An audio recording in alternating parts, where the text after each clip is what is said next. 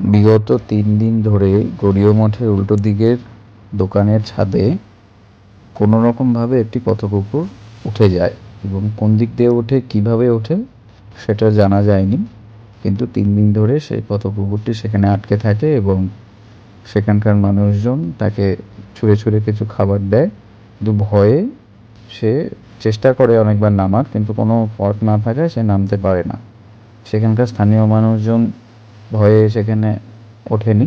তারপরে আমাদের কাছে খবর আসে, আমরা সেখানে পৌঁছই, কিছুক্ষণ তার সাথে ফ্রেন্ডলি ব্যবহার করি এবং খুব ভালোভাবেই তার কোনো ক্ষতি না করেই, কষ্ট না দিই ও আমাদের সাথে নেমে আসে নিচে।